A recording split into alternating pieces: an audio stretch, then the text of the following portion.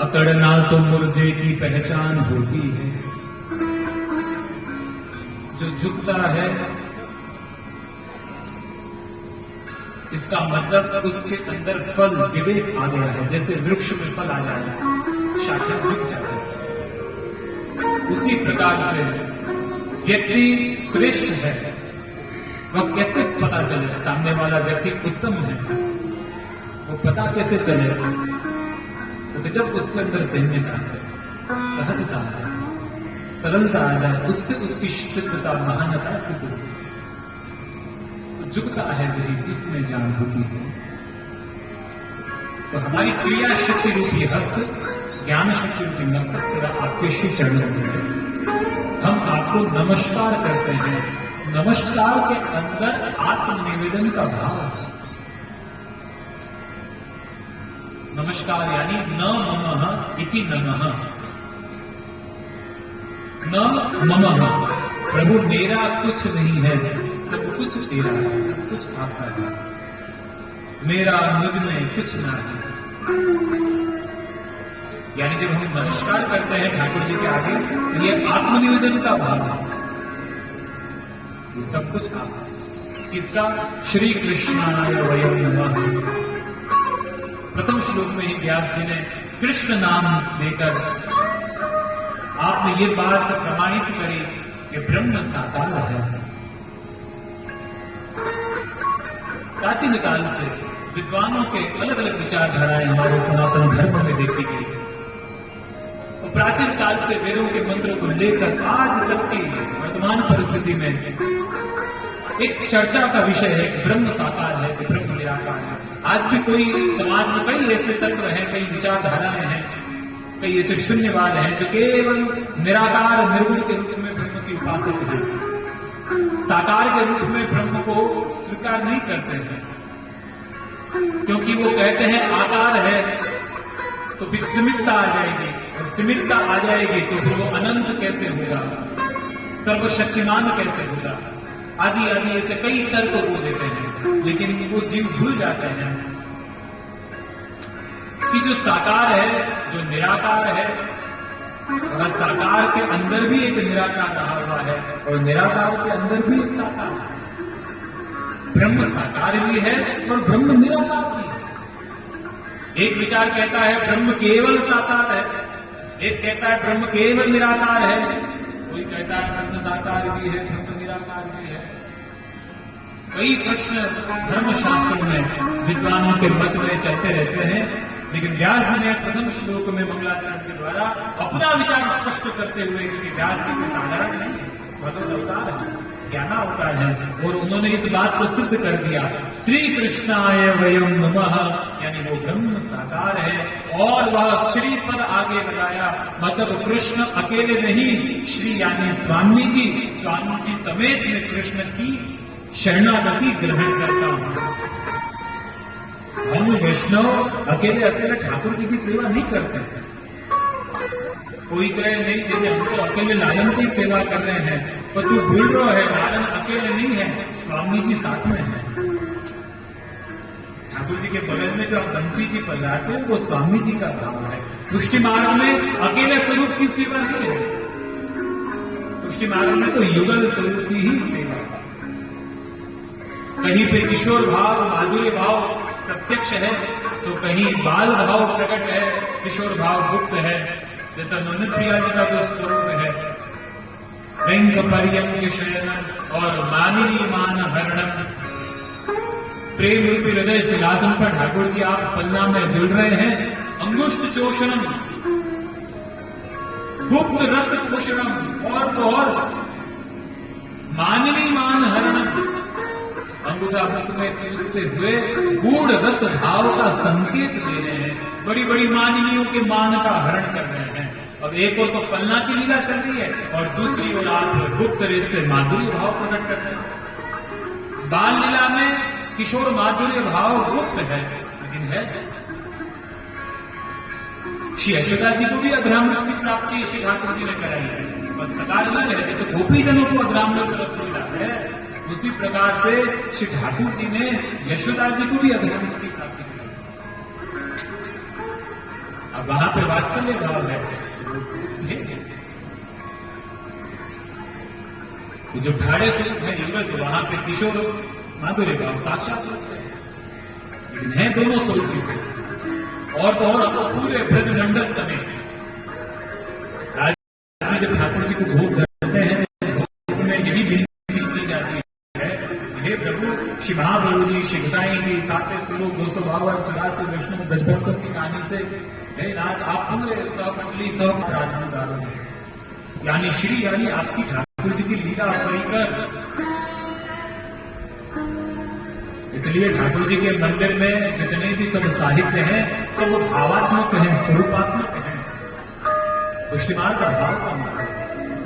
गाय, हंस, खिलौने, मोर, जितने भी हम सिंहासन पर जमाते हैं, गादी, तकिया, झाड़ी, घंटा, मुख वस्त्र, रस्ती, एक एक चीज, चौपड़, पिंगो, गेंद, छड़ी, सब प्रियजनों भावात्मक है, स्वरूपात्मक है, लीला परिकर सब। इसलिए सेवा में सावधानी रखते हैं, कहीं किसी वस्तु को पांव न लग जाए। सेवा करते समय ज्यादा बोलते नहीं, क्योंकि हो सकता है धूप उड़ जाए। कितनी इसलिए कहा ना, सेवा सावधानी से करनी चाहिए, क्योंकि सब स्वरूपात्मक है, सब भावात्मक है। तो यहां श्री कृष्णाय वयं नमः, कृष्ण उनकी स्वामी समय उनका मैं आश्रय ग्रहण करता हूं। जो आपका रूप कैसा है, तो सच्चिदानंद गोपाल, सच्चिदानंद।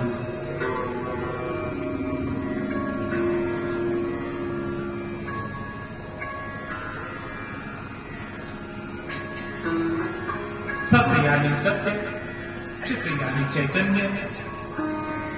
इससे यह भी पता चलता है कि जगत और जीव की उत्पत्ति के कारण भी आप हैं, क्योंकि भगवान के सब अंश से ये जगत की उत्पत्ति हुई। भगवान के अंदर जो चैतन्यता है, वह चैतन्यता से, चित अंश से हम सब चैतन्य जीव उत्पन्न हुए। आज ये जो हाथ हिल रहे हैं, हम बोल पा रहे हैं, कुछ कर पा रहे हैं, इसका मतलब वो चैतन्य अंश हमारे अंदर विराजमान है। भले हम उसका दर्शन अनुभव नहीं कर पाता जीव, जिस प्रकार से अग्नि प्रकट है, लेकिन फिर भी उसको देखने के लिए मंथन करना पड़ता है, और जब वो अग्नि मंथन होता है तब वो अग्नि प्रकट हो जाती है। उसी प्रकार से भगवान ये चिरंश से इस जगत जीव के रूप में विहार करते हैं, लेकिन हम उनका अनुभव नहीं कर पाते। हमारे अंदर वो विराजमान है, लेकिन फिर भी उस परम सत्ता का जीव अनुभव नहीं कर पाता।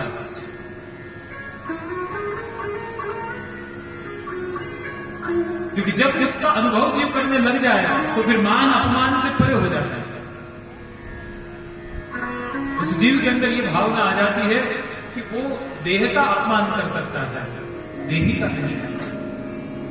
एक बार बुद्ध भगवान कहीं भिक्षा मांगने के लिए गए, तो उनके कोई विरोधी जो थे, तो उन्होंने क्या किया, उनके ऊपर थूक दिया। जो उनका विरोधी था उनके ऊपर थूक दिया। बुद्ध तो कुछ बोले नहीं, चले गए वहां से। दूसरे दिन वापस भिक्षा लेने के लिए वही उसके घर के वहां पे गए। अब जहां उस व्यक्ति ने देखा तो विचार में लगा, अरे कल भी मैंने उनके ऊपर थूका, गाली दी, फिर भी उस समय मौन रखकर ये चले गए, और आज वापिस आ गए। सामान्य पुरुष नहीं है, ये महल पुरुष है, इनका मैंने अनादर किया, अपमान किया। मन में भाव आया कि क्षमा मांगू, हाथ जोड़कर क्षमा मांगने लगे। रोने लगा वो, लेकिन तब भी खुद चुप रहे, बोले ही नहीं। वो कहता है, आप कुछ तो बोलो, कल भी कुछ नहीं बोले, आज भी कुछ नहीं बोले, कुछ तो बोलिए। बुद्ध कहते हैं, मैं तो केवल श्रोता हूं, वक्ता बोलने वाले तो तुम हो, मैं तो केवल श्रोता। देखिए बहुत गहन बात है। कल तुमको गाली देके थूक के कहना था, थूक के कह दिया, आज तुम रो के कह रहे हो। वक्ता तुम हो, मैं तो केवल श्रोता, केवल साक्षी भाव। जो कुछ हो रहा है ठाकुर जी की लीला उनकी इच्छा से हो रहा है, प्रभु की इच्छा से हो रहा है।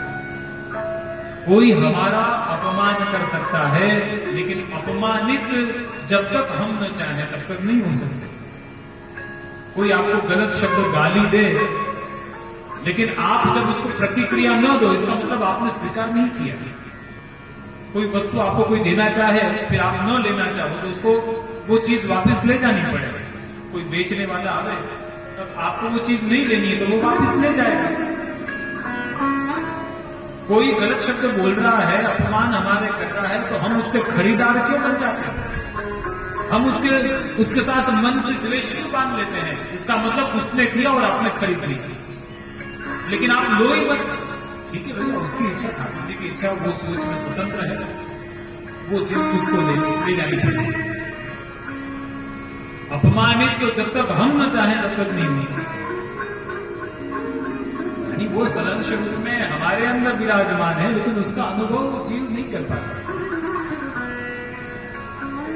जो इस जगत के जीव के कारण है, चिद यानी चैतन्य और आनंद स्वरूप। और आनंद भी ये कैसा? भजनानंद। कृष्ण का जो आनंद है, ये आनंद प्रियजनों कैसा है? भजनानंद स्वरूप। ये कोई साधारण आनंद की यहां पर बात नहीं है, क्योंकि आनंद की कई श्रेणियां हैं। एक विषयों से मिलता हुआ आनंद, जिसको विषयानंद कहा जाता है। जब विषयों में अरुचि आ जाए, ज्ञान से जो आनंद मिलता है वह ब्रह्मानंद का अनुभव कराता है। और जब ब्रह्मानंद यानी विधि विधानों में भी जब अरुचि सी आ जाए, भगवत सेवा में जब जीव का मन लग जाए, उससे भजनानंद का अनुभव जीव के। और वो भजनानंद ही श्री कृष्ण का आनंद है, यानी वह आनंद स्वरूप। विश्वोत्पत्त्यादि हे कवे, जो इस विश्व की उत्पत्ति, उसको स्थिति, उसके लय के जो कारण है। और तापत्रय विनाशाय, तीनों प्रकार के दुखों को दूर करने वाले। आदि भौतिक दुख, आध्यात्मिक दुख और आदि दैविक। जैसे जड़ भरत जी को जो दुख था वह आध्यात्मिक दुख था। सांसारिक व्यक्तियों को जो दुख होता है किसी वस्तु या व्यक्ति के अभाव से, उसको आदि भौतिक दुख कहा जाता है। और एक भक्त को, वैष्णव को जो दुख होता है वह आदि दैविक दुख है, जिस दुख की बात श्री महाप्रभु जी ने निरोध लक्षण ग्रंथ में, यच्चित् दुःख यशोदायाम नंदादीनां च गोकुले गोपिकायां च यत् दुःखम तत् दुःखम स्यात्। जो ताप दुख का अनुभव, विरह का अनुभव गोपीजनों को, यशोदा जी को हुआ, तत् दुःखम स्यात् महमचेत्, वह ताप, उसकी कणिका भी हमारे अंदर आ जाए, वह क्लेश हमारे अंदर उत्पन्न हो जाए। विरह भाव प्रियजनों अत्यंत आवश्यक है।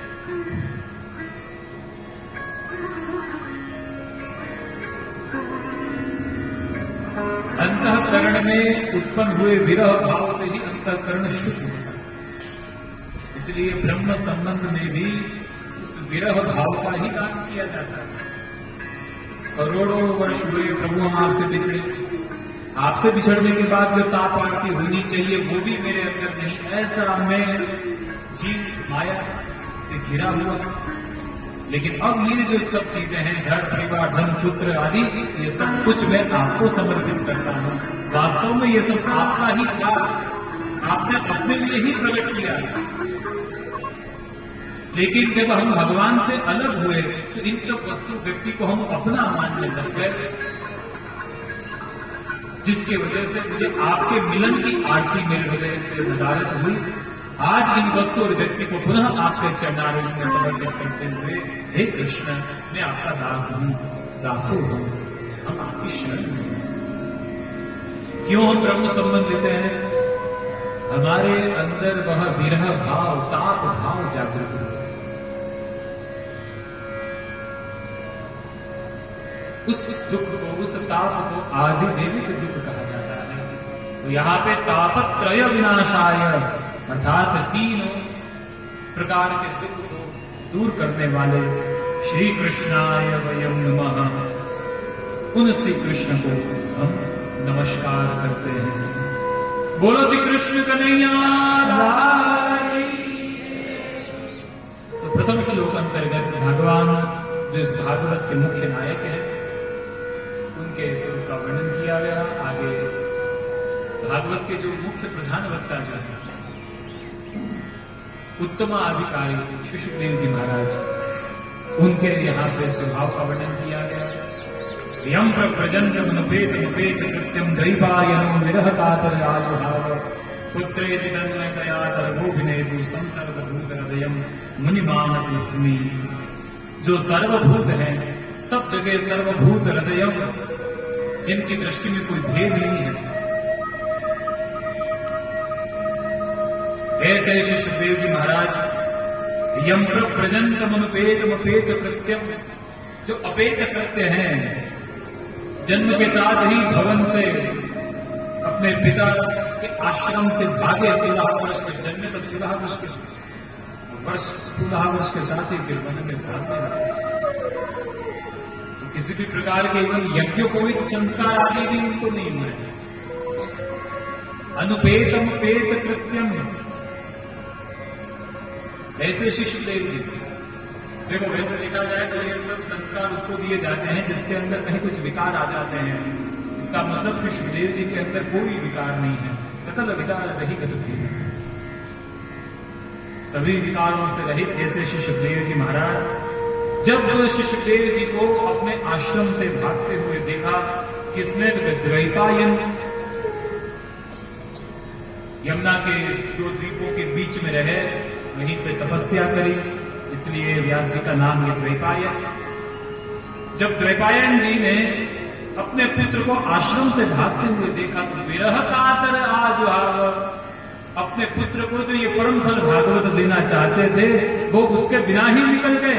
तो इसलिए ये व्यास जी कातर आजुहाव, बड़े तन्मयता से होते हुए विरह भाव से, हे पुत्र पुत्रेति तन्मयतया तरवोभिनेति, अपने पुत्र भाव में अपने पुत्र के प्रति तन्मयता रखते हुए हे पुत्र पुकार लगाते हुए इनके पीछे पीछे भागे।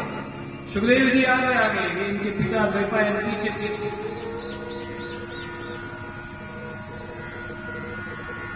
उस समय अव्यक्त रूप से उस वन के जो लता पता वृक्ष थे, उन वृक्षों ने हिल हिलकर व्यास जी को श्री सुखदेव जी के कहे हुए शब्दों का प्रति उत्तर दिया।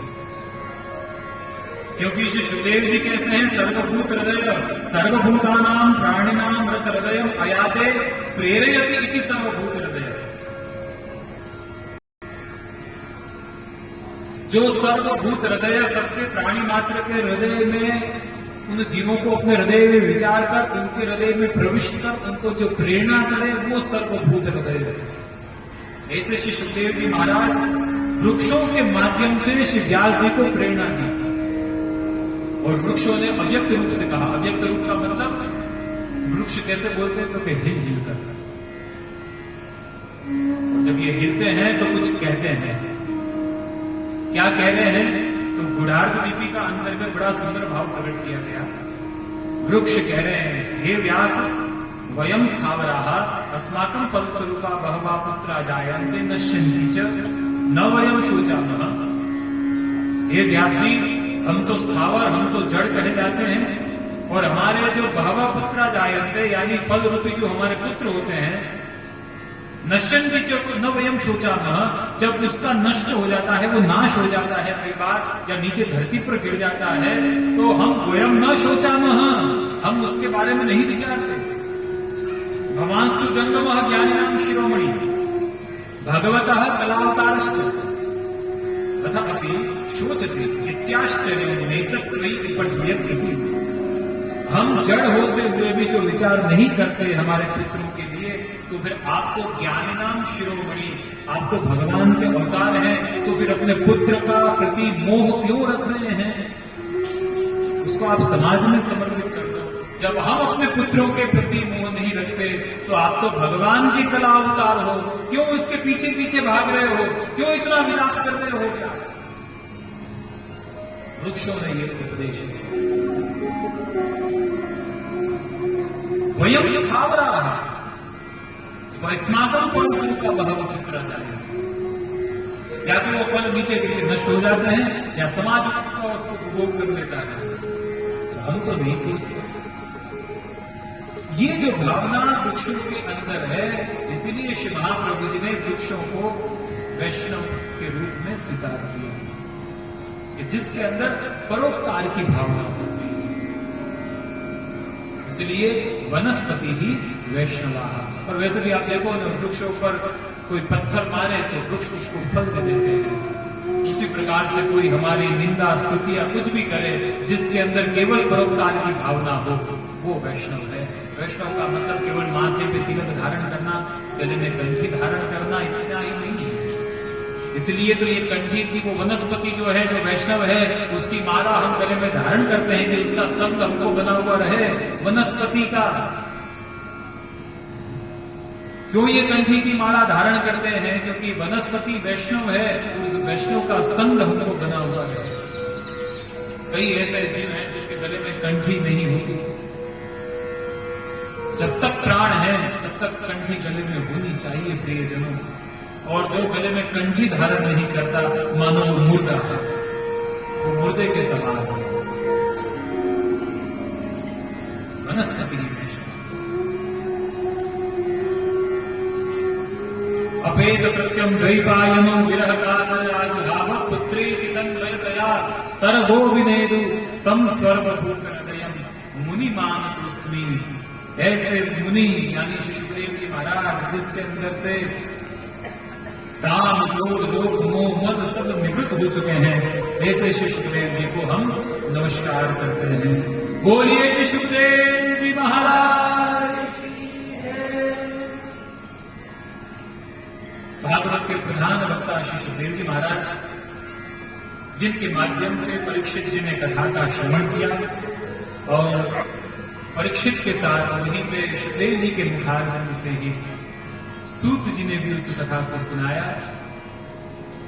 आगे चलकर सूत जी ने 88,000 शौनक ऋषि जो थे उनको इस कथा का श्रवण कराया। कुछ इस प्रकार की इसकी भूमिका आती है कि एक बार नैमिषारण्य क्षेत्र में शौनक आदि 88,000 ऋषि एकत्रित हुए। 88,000 नैमिषे सुतमासीनम अभिवाद्य महामतिम तथा मित्रसास्वादः कुशलो शौनको। नैमिषारण्य में शौनक आदि ऋषि जहां पर यज्ञ करने के लिए एकत्रित हुए थे, एक दिन की बात है, वहां पर सूत जी का आगमन हुआ और जैसे ही सूत जी पधारे, उनको देखकर शौनक ने उनका अभिवादन किया, स्वागत किया। देखिए, सूत कोई व्यक्ति का नाम नहीं है, सूत जाति है। सूत जाति अंतर्गत भागवत में 2 नाम प्राप्त होते हैं, एक है रोमहर्षण और दूसरा है उग्रहर्षण। तो जिनकी माता ब्राह्मण है, पिता क्षत्रिय है, वह सूत, यानी ये सूत जातिवाचक नाम है। और ये शौनक कौन है? तो ब्राह्मण है। और इनके सानिध्य में 88,000 ऋषि कुमार वेद का अध्ययन कर रहे हैं, परम विद्वान है। अब वहां पे सूत जी का आगमन हुआ तो शौनक जी खड़े हो गए और ऊपर का आसन सूत जी को दिया और शौनक जी नीचे बैठ गए। अब देखो, ये भागवत हमें बता रहा है कि कोई भी व्यक्ति जाति से महान नहीं है, उसके अंदर रही हुई ज्ञान भक्ति निष्ठा से वो व्यक्ति श्रेष्ठ होता है। बाकी जो भागवत में जाति का महत्व दिया होता है कि हाँ भाई ये ब्राह्मण जाति में, ये जाति वो, हमारे यहाँ पे वर्ण व्यवस्था है, लेकिन उनके कर्म के आधार पर कहा भयो जो विप्रकुल जन्मो जो हरि सेवा नहीं। इसलिए तो भक्तों ने कहा बड़े कुल में जन्म हुआ, सतकुल जन्म सुगर सब लक्षण इन बातन न रचइये, प्रीतम प्रीत ही दे गइये, यद्यपि रूप गुणशील सुधरता इन बातन न रचइये। और सतकुल जन्म सुगर सब लक्षण, कितना ही वेद शास्त्र पढ़ के रसना कहां जो न चाहिए, गोविंद प्रभु बिना प्रेम सवाल रसना कहाँ की न चाहिए। तो कहा भय विप्रकुल जन्म जो हरि सेवा है, यानी जाति से कौन से कुल में उसका जन्म हुआ उससे उसकी महानता नहीं है, उसके अंदर भक्ति ज्ञान कैसा है। इसलिए जानते हैं कि है वो शुद्ध जाति के, लेकिन ऊपर आसन दिया और नीचे आप दिया और हाथ जोड़कर बड़ा सुंदर आपने सूर्य ने शौनक जी को प्रश्न किया। अज्ञान रांध विध्वंस कोटि सूर्य समप्रभ सूता ख्याति कथा सारम नमः कर्ण सायम। हे सूर्य जी, अज्ञान रूपी अंधकार को दूर करने के लिए आपका ज्ञान कोटि सूर्य समप्रभ, करोड़ों सूर्यों के समान है। कथाएं तो हमने बहुत सुनी है, लेकिन अब सभी कथाओं का सार क्या है वो हम आपसे सुनना चाहते हैं। यानी भागवत क्या है? कथा नहीं है, सब कथाओं का सार है। सबका सार मूल तत्व ये शिव भागवत। कथा सारम नमः कर्ण रसायनम, हमारे कानों के रसायन। ध्यान दीजिए, रोगों की निवृत्ति के लिए जिस वस्तु का सेवन किया जाए उसको औषधि कहा जाता है। परीक्षित जी के लिए यह कथा औषधि रूप है, क्योंकि भव रोग की निवृत्ति करनी है। रोग की निवृत्ति के लिए जिस वस्तु का सेवन किया जाए वो औषधि, वो रोग हो ही ना उसके लिए जिस वस्तु का सेवन किया जाए उसको रसायन कहा जाए। तो शौनक आदि ऋषियों के लिए ये कथा क्या है? रसायन। सुखदेव जी तो परीक्षित को सुना रहे हैं, तो परीक्षित सरीखे जीव यानी हम सब के लिए ये कथा क्या है?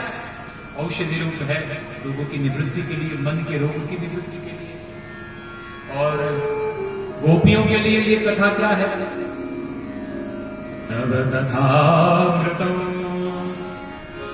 तप्त जीवनम कविभिरीतम कल्मषापहम् श्रवण मंगलम श्रीमदाततम् भुवि गृह्णन्ति ते भूरिदा जन। गोपियों के लिए तो ये अमृत यानी जीवन टिकने के लिए यह अमृत है। जिस प्रकार से कोई मर रहा हो तो कहा गया कि उसको अमृत पिलाओ तो वो जिंदा हो जाए। तो हे प्रभु कह रहे, गोपियां कह रही है, प्रभु आपके विरह में अब तो हम मरण आसन पर हैं, अब तो ये प्राण टिके हुए हैं, केवल ये आपकी कथा का आश्रय है जिस वजह से ये प्राण टिके हुए हैं। श्री कृष्ण रसविक्षिप्त श्री महाप्रभु जी उन जीवों को उत्तम श्रोता कहते हैं। पंचमध्यानी ग्रंथ के जब आप दर्शन करो तो उसमें उत्तम श्रोताओं के लक्षण है। वो उत्तम जीव है जो श्री कृष्ण रस से विक्षिप्त है। आचार्य चरण सुबोधनी में आज्ञा करते हैं कि गोपियों ने जो भगवत गुणानुवाद गाए, गोपी गीत गाया, उसके पीछे का कारण एक तो स्वभाव के चलते और दूसरा दोष का अनुसंधान हुआ इस वजह से। तो भगवत गुणानुवाद जिसका एक स्वभाव बन गया हो उसके बिना रह ना सके, जैसे दिनकर दास, जैसे अली खान की बेटी, आप कितने ही ऐसे प्रसंग वार्ता साहित्य में से दर्शन करें कि सत्संग के बिना रह नहीं सकते। सत्संग जिनका जीवन, और कोई न मिले तो गांव में कोई वैष्णव नहीं मिले तो कौन से वृक्ष के साथ करते हैं। प्रसंग में आता है, एक बार आपसी ने पूछा कि वैष्णव तुम अपना निर्वाह कैसे करो, तो गजेरा चाहिए, वृक्ष के साथ सत्संग करके अपना निर्वाह करो। बाकी साधारण व्यक्ति को पूछो कि तू अपना निर्वाह कैसे करता है, बाहर मेरी दुकान है, मेरे खेत है, मेरा बगीचा है, ये साधारण भाषा है। लेकिन वैष्णव का निर्वाह सत्संग है, वैष्णव का भोजन सत्संग है, वैष्णव का संतोष सत्संग है। तो गोपियों के लिए ये कथा, ये कथा वही है, लेकिन गोपियों के लिए अमृत रूप, शौनक जी के लिए रसायन। नमः कर्ण रसायन। हे शौनक जी, सब कथाओं का सार आप हमें सुनिए। और जब सूर्य ने शौनक जी के अंदर प्रीति ही शौनक चित्ते यतो पृथ्वी विचारे, सर्व सिद्धांत निष्पन्न संसार भय विनाश।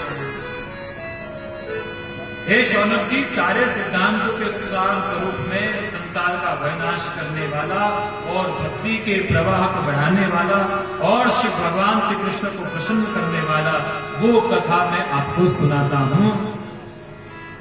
तो 7 दिन में कथा का श्रवण कर परीक्षित जी महाराज निर्विघ्न हो गए, भगवत चरणारविंद की प्राप्ति हुई। क्योंकि हमारी सब की स्थिति भी ऐसी है, क्या काल व्याल मुखद्रास दास निर्णास हेतवे श्रीमद् भागवतम शास्त्रम कलौल किरेण भाषितम। मृत्यु रूपी सांप ने हमें ग्रास बना रखा है, लेकिन जीव अज्ञानवश स्वयं को अमर मानकर अधर्मगामी बनता जाता है। ये कथा प्रिय जनों भले हमें अमर तो न बनाए, लेकिन जो मृत्यु का जो भय है उससे अवश्य दूर कर सकता है, शांति का अनुभव करा सकता है। लेकिन ये कथा श्रवण करने के लिए श्रद्धा चाहिए, जो श्रद्धा सूत जी ने शौनक जी के अंदर दी। इसलिए सूत जी ने शौनक जी को कथा सुनाई। कथा श्रवण के लिए क्या चाहिए? श्रद्धा। श्रद्धा के अभाव के चलते देवताओं को भी ये कथा दुर्लभ है। सूत जी कहते हैं मैं आपको वो कथा सुनाता हूं जो देवताओं को भी दुर्लभ है। जब सुखदेव जी परीक्षित को कथा सुना रहे थे, उस समय आकाश में से देवताएं अमृत को लेकर प्रकट हो गए, कहने लगे कि ये स्वर्ग का अमृत परीक्षित को पिला दो और ये कथामृत हमें दे दीजिए। कथा को खरीदने के लिए आया, इसके बदले में एवज में कथा तो अनमोल है, उसको क्या खरीदा जा सकता? कथा का पहचान नहीं जा सकता, उसका तो वितरण किया जाता है प्रसाद के लिए।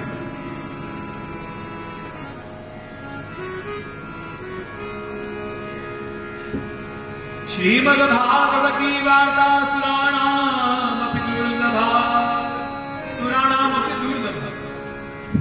ये श्रीमद्भागवत देवताओं को भी दुर्लभ है। सूत जी कहते हैं एक दिन की बात है, एकदा ही विशालायाम चत्वार ऋषयो मनाः सत्संगार्थ समायाता दुदृशो सत्य नारदम्। एक बार सत्संग की कामना से संत कुमार हरिद्वार से चलकर उत्तराखंड की यात्रा के लिए जा रहे थे। उन संत कुमारों ने दुदृशो सत्य नारदम्, वहां पे किसको देखा? नारद जी को देखा। नारद जी को देखकर बड़े आश्चर्यचकित हुए। वैसे आश्चर्य की क्या बात है नारद जी में गई उसमें, क्योंकि नारद जी के मुखार बिंदु पर प्रसन्नता नहीं दिखाई दे रही थी, उद्विग्न भाव दिखाई दे रहा था, कुछ ताप उदासीनता दिखाई दे रही थी। जिसको देखकर सनत कुमारों ने पूछा, कथम ब्रह्मंदीन मुख कुतश्चिंता करो भवान तरिदम गम्यते पुत्रम कुतश्चागमतम गमनम तव। हे ब्रह्मन, कुतश्चिंता करो, आपके मुखारविंद पे ये चिंता की आकृति क्यों दिखाई दे रही है? त्वरितम गम्यते पुत्रम, ये त्वरित जल्दी जल्दी आप कहां से आ रहे हैं? तो कुतश्चागमनम तव, और यहां से कहां जा रहे हो? मैं दो घड़ी रुको जाओ, कछु हमसे बात करो। देखिए इस प्रसंग में बड़ी सुंदर एक बात जाननी है इस श्लोक में। एक तो सत्संगार्थम समायाता, जो निवृत्ति परायण सनत कुमार है, जिनको किसी भी प्रकार की प्रवृत्ति में रस नहीं है, यहां तक कि ब्रह्मा जी ने जब उनको प्रकट किया, कहा कि तुम सृष्टि प्रजा को प्रकट करो, तो उन्होंने मना कर दिया कि नहीं, हमको इसमें आगे नहीं जाना, हमको कोई काम नहीं करना।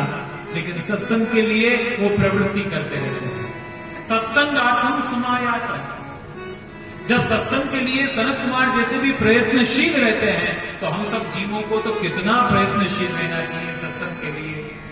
विचार करिए, ये जीव उदासीन है कि घर छोड़कर सामने आकर भी नहीं बैठता कथा सुनने के लिए, इससे बड़ी उदासीनता उस जीव का दुर्भाग्य का क्या करें। और भला क्या हो सकता है कि सत्संग श्रवण के लिए प्रयत्न नहीं करता।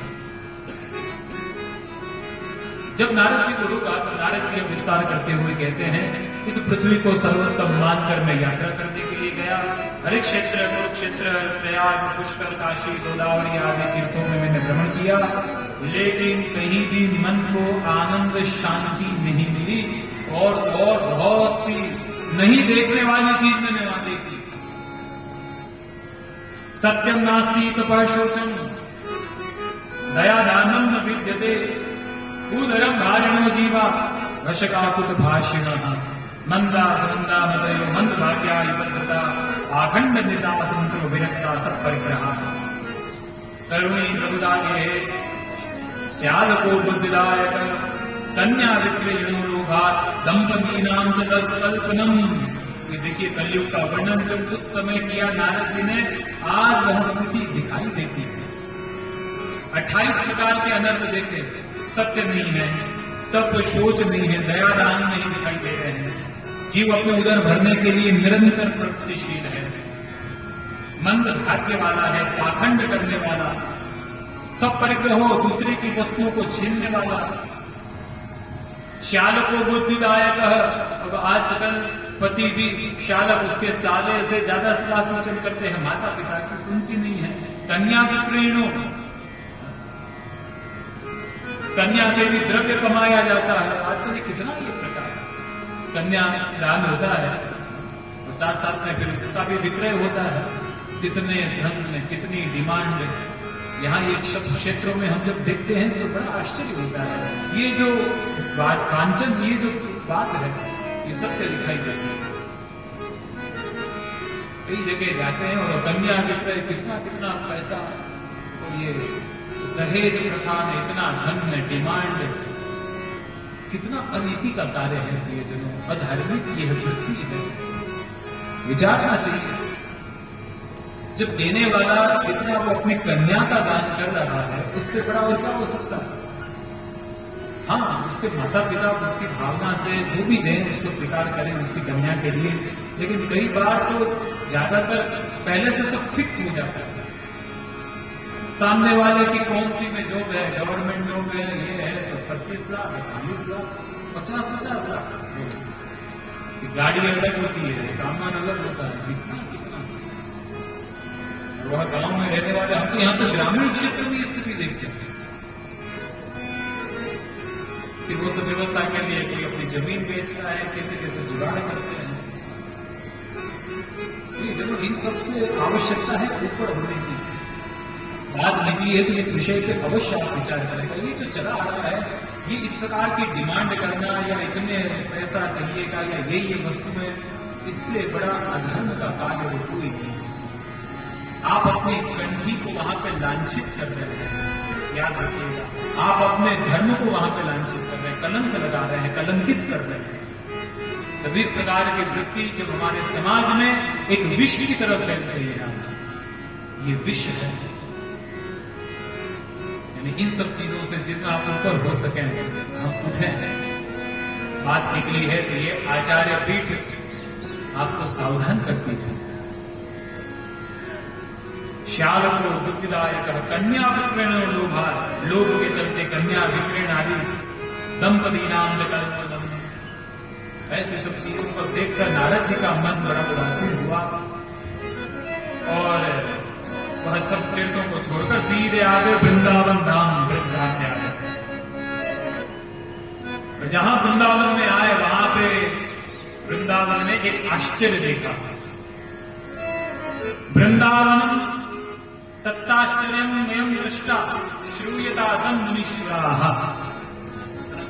कहते हैं कि वहां पे मैंने एक आश्चर्य देखा, क्या कि एकातु तरुणी तत्र निशिन्ना केन्द्र मानसा दो पत्तौ पाश्वे निस्वसंतो चेतनो शुश्रूषन्ति प्रबोधन्ति रुदन्ति च तयोः पुरः। नारद जी कहते हैं उन सब तीर्थों में मेरा मन बड़ा ग्लानियुक्त हुआ, सीधे मैं ब्रज वृंदावन धाम में आया, वहां का वातावरण मुझे आह्लादक लगा, लेकिन वहां पे भी मैंने एक आश्चर्य देखा। क्या? तत्र तरुणी तत्र एक तरुणी स्त्री को देखा, निषन्ना खिन्न मानसा, बड़े विचलित मन से रुदन कर रही थी, क्योंकि उसके आगे दो पुरुष लेटे हुए थे वृद्धा अवस्था में, मूर्छा खाके गिरे हुए। उस दो पुरुषों को देखकर वह तरुण स्त्री बड़ी ग्लानि युक्त थी। वहीं पे नारद जी यमुना जी के तट पर आए तो वहां पर उस तरुणी स्त्री ने नारद जी को देखा। देख कर ही वो साधो क्षण तिष्ठम चिंता नाशक। तरुणी कहती है, हे नारद जी कुछ क्षण के लिए आप रुक जाइए, मेरी चिंताओं को निवृत्त करें। नारद जी ने पूछा, हे माता आप कौन हैं और आपके दुख का कारण क्या है? तो वो स्त्री कहती है, अहम भक्ति ख्याता इमो में तनयो मतो ज्ञान वैराग्य नामानो काल योगेंद्र चर्चा। हे नारद जी मैं और कोई नहीं, मेरा नाम है भक्ति, और ये दोनों जो वयोवृद्ध लेटे हुए पुरुष हैं ये और कोई नहीं, मेरे ही दो पुत्र हैं, एक का नाम है ज्ञान, दूसरे का नाम है वैराग्य। उत्पन्ना द्रविड़े देशे वृद्धि कर्नाटके तथा कचित कचित महाराष्ट्र गुजरे जिनता। द्रविड़ देश में मेरा जन्म हुआ, कर्नाटक में मेरी मृत्यु हुई, महाराष्ट्र में मुझे सम्मान मिला और ब्रज प्रदेश में आकर मैं जीर्ण हुई। लेकिन जब वृंदावन में आई तो वृंदावन पुनः प्राप्त नवीन स्वरूपिणी। जब मैं ब्रज वृंदावन में आई तो वहां पे मेरे अंदर नूतन भाव का संचार हो गया, नवीन स्वरूपिणी। जो वृद्धावस्था ने गुर्जर प्रदेश में आकर मुझे घेर दिया था, यहां पे गुर्जर प्रदेश का मतलब कोई एक विशिष्ट स्थान की बात नहीं है, जहां पे आप अपने घर में रहकर अपने लौकिक कार्य का निर्वाह करते हुए जब आपके भाव बूढ़े हो जाएं, सुषुप्त हो जाएं, आपकी भक्ति बुद्धि हो जाए, सेवा कार्य में प्रमाद आ जाए, सत्संग में शिथिलता होने लग जाए, मंडी में जाने के लिए पांव आगे न बढ़े, इसका मतलब आप बूढ़े हो गए, आपकी भक्ति बूढ़ी हो गई है। वही स्थान गुर्जरे जीर्णदान गता। ये बात बिल्कुल जीवंत आप देखिए। हम भी अपने घर में गांव में रहते हुए भक्ति बूढ़ी हो जाती है, लेकिन जब ब्रज वृंदावन में जाते हैं तो भक्ति बुद्धि नहीं होती, भक्ति वहां पर तरुण हो जाती है। ब्रज में जाते हैं, हमने तो यात्राओं में विष्णुओं को देखा 50-50, 60-60, 70-70 बरस के भी वो लकड़ी लेकर परिक्रमा कर रहे हैं, यात्रा कर रहे हैं, ब्रजवास कर रहे हैं, ले उत्सव भोजन आवे, और तो ऐसे आनंद उत्सव मना रहे हैं। ब्रज में हम सबकी भक्ति, वृंदावन जाते हैं, ये हम सबका अनुभव है कि नहीं? इसलिए तो हम ब्रज वृंदावन में जाते हैं। आप देखिए उद्धव जी भी जब ब्रज में गए, जो भाव ज्ञान युक्त थे लेकिन भाव से जुड़े थे, लेकिन वहां पे जब वर्णन आता है कि जैसे ही वृंदावन में प्रवेश किया, वृंदावन के वातावरण, ब्रज के वातावरण ने ऐसा असर करना शुरू कर दिया उद्धव जी पे, क्योंकि जगह जगह पर कृष्ण कृष्ण का नाम संचारण हो रहा है, गोपियां ग्रह कार्य कर रही हैं, हर लोग कार्य करते समय केवल और केवल कृष्ण की ही चर्चा कर रहे हैं, और ऐसे वातावरण का ऐसा असर हुआ उद्धव जी की, वह ब्रज की शोभा को देखकर।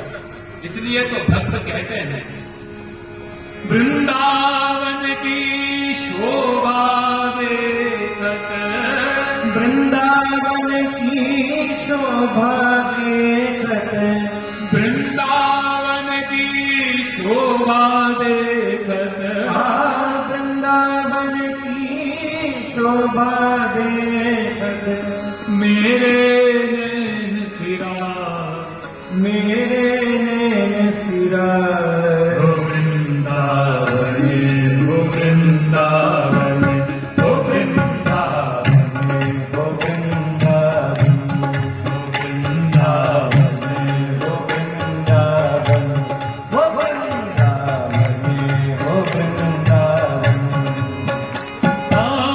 वृंदावन की शोभा देखत,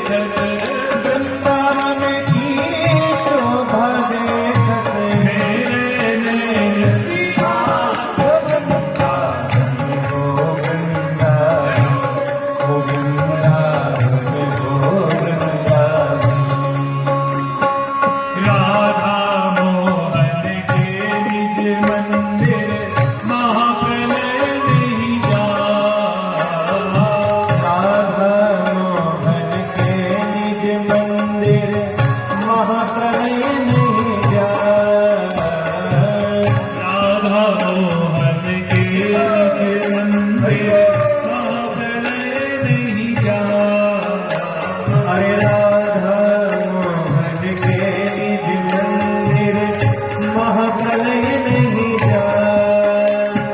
ब्रह्मा ते उपजो न खंडित, ब्रह्मा ते उपजो न खंडित, ब्रह्मा ते उपजो न खंडित, हरे ब्रह्मा ते उपजो न खंडित। तबहु नाही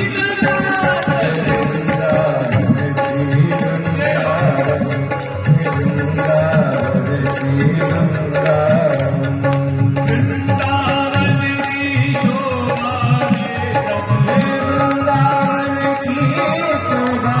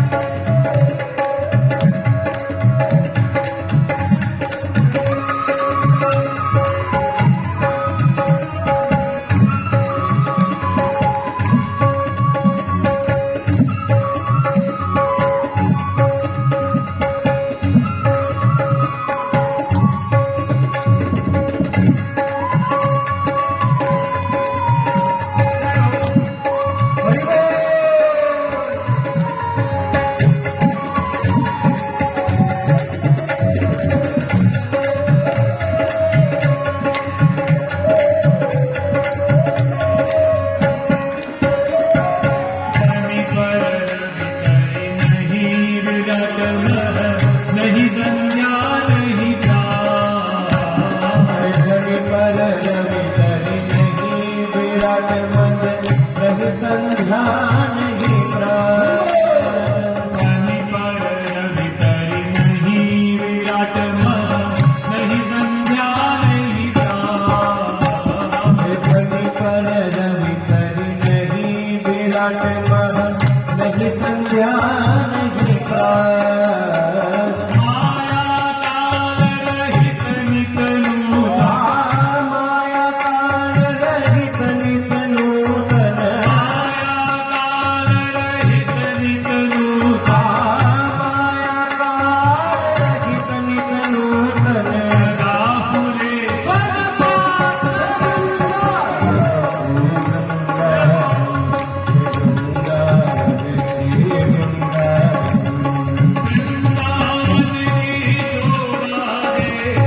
वृंदावन की शोभा मेरो मन सिया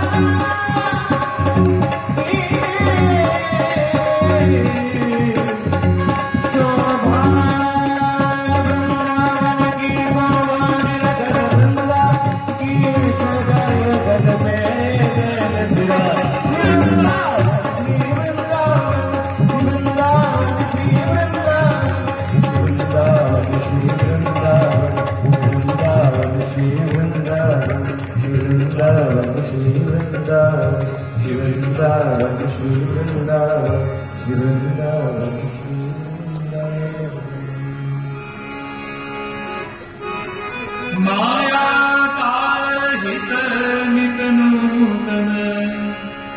देखिए ब्रह्मा जी के द्वारा जो निर्मित है, जो प्रलय काल में जो नष्ट हो जाता है, जहां पे प्रात है, जहां पे संध्या है, लेकिन ठाकुर जी का जो नित्य लीला गोलोक वृंदावन धाम है, वहां पे नित्य लीला एक सरीखी एक काल नित्य निरंतर लीला चलती है, सदा फूले फल पावे।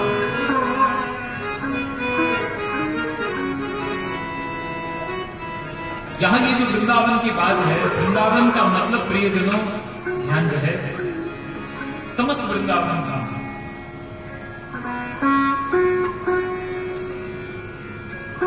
बृहद वृंदावन के 5 भाग बताए गए हैं, जिसमें हम जब कामवन जाते हैं तो उस कामवन को आदि वृंदावन कहते हैं। श्री गिरिराज जी की जो तरेटी है वह स्वरूप वृंदावन है। बरसाना धाम यह धाम वृंदावन, यानी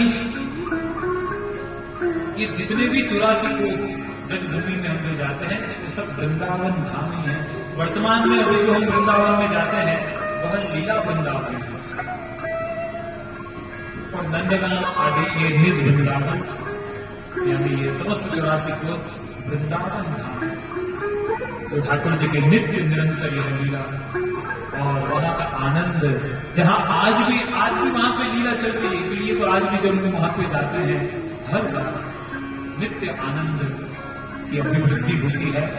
धन्य है ऐसी ब्रजभूमि जिसकी वंदना गोपियों ने जयति के दिगम जन्मना ब्रजश्वेत इंदिराशिष रही।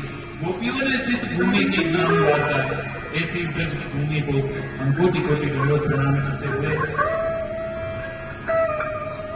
नारद जी भक्ति की बात सुनकर बड़े प्रसन्न हुए कि देखिए ये ब्रजधाम है जहां भक्ति तरुण है, ज्ञान वैराग्य बूढ़े हैं। नारद जी कहने लगे, श्री कृष्ण चरणाम्बोज स्मरम दुखम भविष्यति। आप माता बिना बात चिंता कर रही हैं, कृष्ण का चरणारविंद का चिंतन करो, दुख अपने आप चला जाए। नारद जी, जिस मां के आगे उसके पुत्र बूढ़े हो, माता युवा हो, उस मां की क्या स्थिति? कृपा करें आप इन दोनों को जागृत करें। गुरु के द्वारा ही ज्ञान वैराग्य जागृत हो सकता है, और नारद जी भक्ति मार्ग के आचार्य हैं। इसलिए भक्ति महारानी ने नारद जी को विनती करी। नारद जी ने वेदों के मंत्र का उच्चारण किया, प्रमाद में पड़े हुए रहे, फिर भी जागृत नहीं हुए ज्ञान। मन में सोचे कि संकल्प तो लिया, इसके दुख को दूर करना है, जागरूक करना है ज्ञान वैराग्य को, परंतु वेद के मंत्र बोले जागरूक नहीं हुए, तो इससे ऊपर क्या है? कैसे अब संकल्प को पूरा किया गया?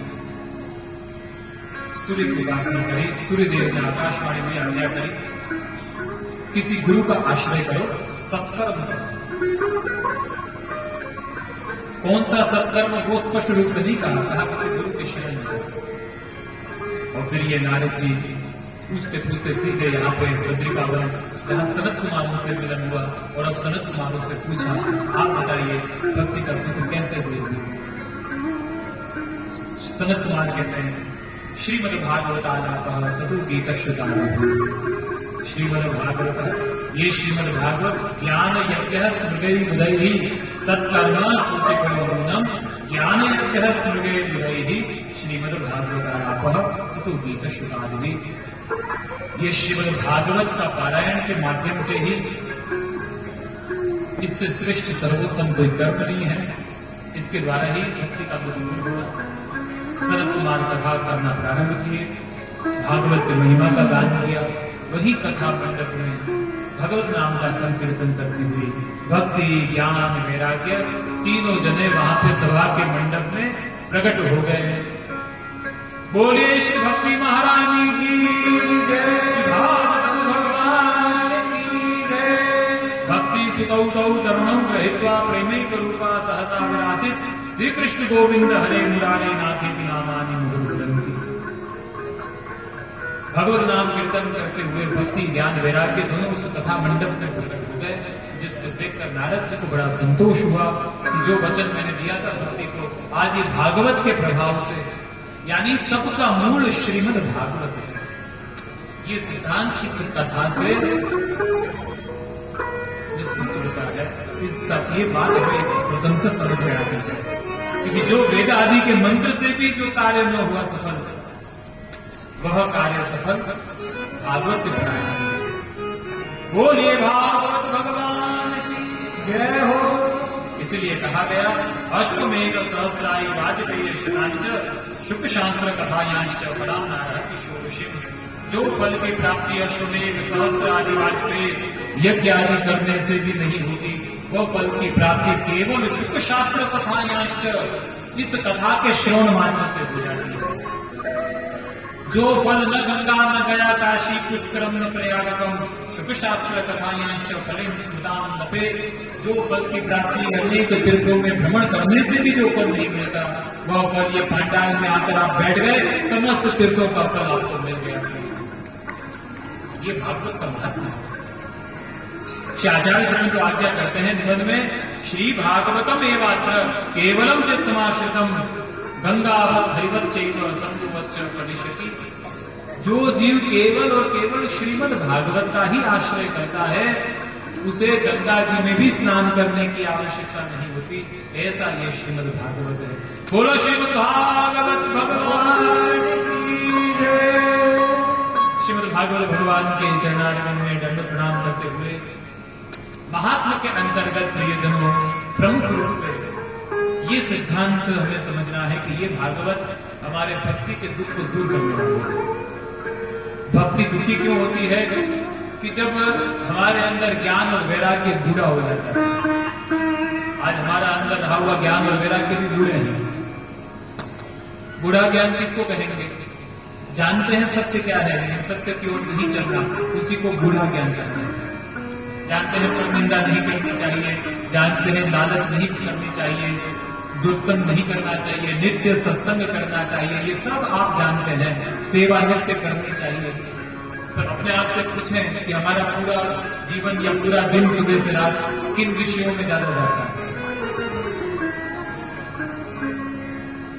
आजकल की वैराग्य तो है ही नहीं, जिसके चलते भक्ति दुखी है। तो ये भागवत कथा हमारे अंदर रही भक्ति ज्ञान और वैराग्य को तरुण बनाने वाली है। ये इसका प्रमुख महत्व है। और इसमें दूसरी विशेष कथा आती है जो बड़ी प्रचलित है, यानी उसका विस्तार करते हुए संकेत रूप में केवल आपको बताकर आज के प्रथम दिन की कथा को यही विराम देंगे। बड़ी प्रचलित कथा है। कौकण आख्यान जो आता है, आत्मदेव की जो कथा है, धुंधुकारी का जो प्रसंग है, हर एक कथा के कुछ आध्यात्मिक पक्ष हैं। तुंगभद्रा नदी के किनारे एक नगर, जहां आत्मदेव नाम का ब्राह्मण, जिसके कोई पुत्र नहीं बल्कि, जो बड़ी सुंदर कथा है। ये तो एक कथा, इसका भाव पक्ष क्या है? तुंगभद्रा यानी कल्याण करने वाला। उस कल्याण करने वाले के किनारे एक नगर, यानी ये शरीर कैसा है? आत्मा के किनारे पर ये शरीर है।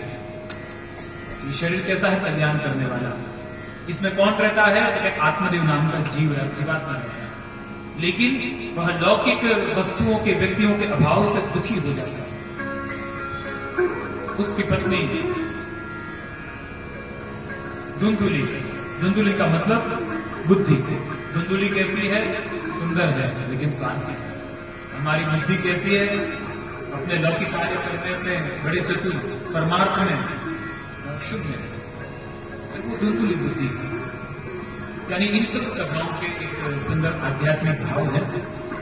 मुख्य रूप से इस कथा को निरूपण करने का, जो धुंधुकारी की जो कथा आती है, जो ब्राह्मणों के द्वारा मृत्यु हुई, वो प्रेत योनि में जो घटना आप सब सुने हुए हैं कथा, 7 दिन में कथा के माध्यम से कथा।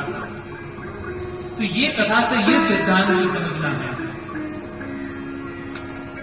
कि चाहे कितना ही दुराचरणी पापी जीव हो, एक तो प्रत्येक जीव इस कथा का अधिकारी है, और अपने पुराने जीवन को भूलकर प्रायश्चित रूपी पश्चाताप मन में रखे और बड़े निष्ठा श्रेष्ठ भाव से भागवत को एकाग्रता से श्रवण करे, तो प्रियजनों सही मानो, उस जीव के केवल यही जन्म नहीं, अपितु जन्म जन्मांतर के पाप नष्ट हो जाते हैं। ये श्रीमद् भागवत समस्त पापों को नष्ट करने वाला है। बोलिए श्री भागवत भगवान की जय। तो ऐसा ही है भागवत, जिसके महात्मा में 2 प्रमुख कथाओं का निरूपण है। तदपश्चात के अध्याय में भागवत श्रवण की विधि, श्रवण किस प्रकार से करना चाहिए, किसके द्वारा करना चाहिए, वक्ता के लक्षण बताए, कितना धन लगाना चाहिए, क्योंकि बेटी की शादी करनी हो उसमें कितना धन लगाते, इतना धन लगाओ।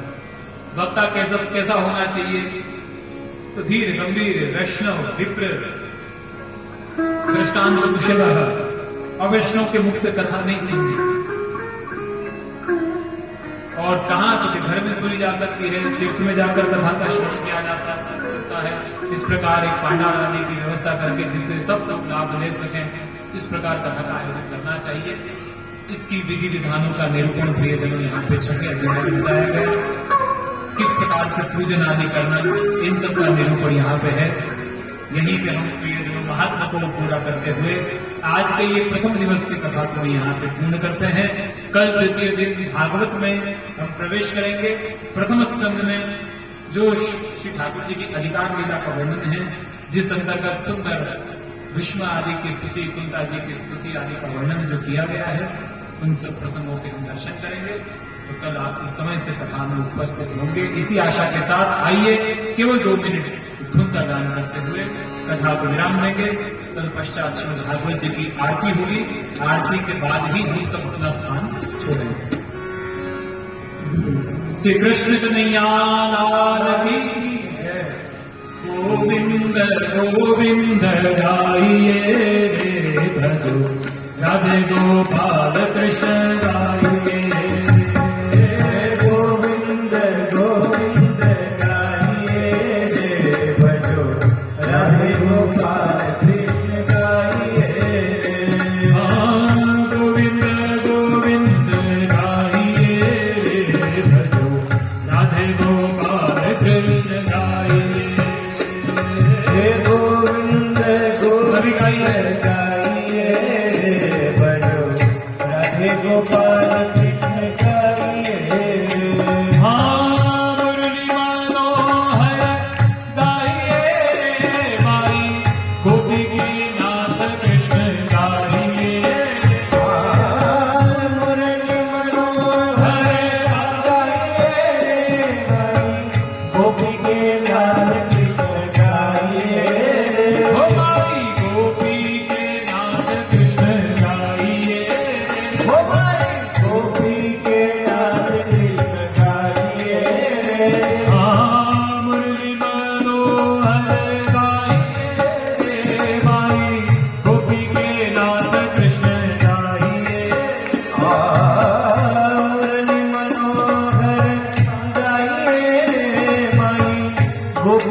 राधे कृष्ण गाइए गोविंद गोविंद गाइए भजो राधे गोपाल कृष्ण गाइए हे गोविंद गोविंद गाइए भजो राधे गोपाल कृष्ण गाइए राधे गोपाल कृष्ण गाइए बोलो राधे गोपाल कृष्ण गाइए गोविंद गोविंद गाइए हरे गोविंद गोविंद गाइए गिरधारी गिरधारी गाइए गिरधारी गिरधारी गाइए गोविंद गोविंद गाइए गोविंद गोविंद गाइए गोविंद गोविंद गाइए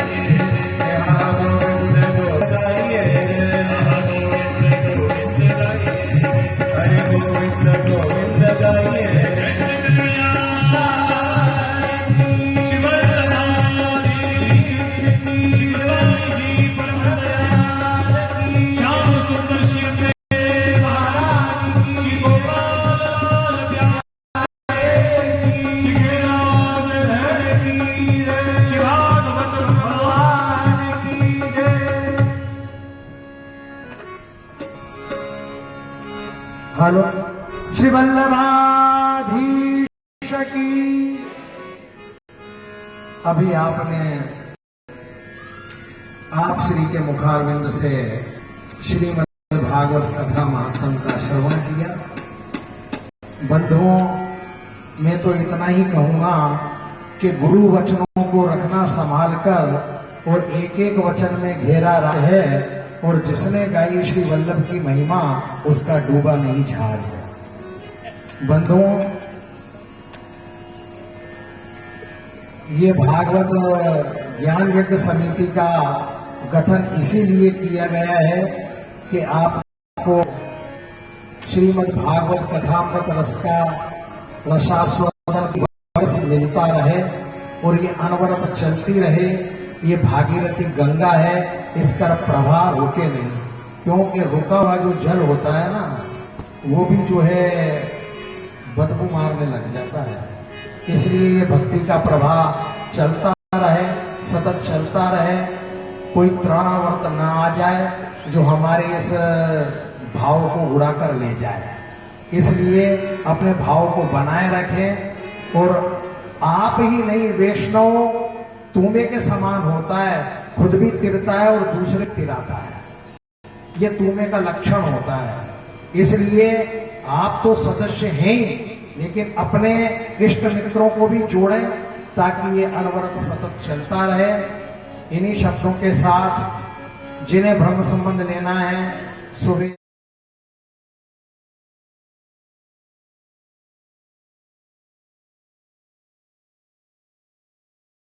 जान होती है, अकड़ना तो मुर्दे की पहचान होती है। जो झुकता है इसका मतलब उसके अंदर फल विवेक आ गया है। जैसे वृक्ष में फल आ जाए, शाखा झुक जाए। उसी प्रकार से व्यक्ति श्रेष्ठ है। वह कैसे पता चले सामने वाला व्यक्ति उत्तम है? वो पता कैसे चले? जब उसके अंदर धन्यता है, सहजता है, सरलता है, उसकी शुद्धता, महानता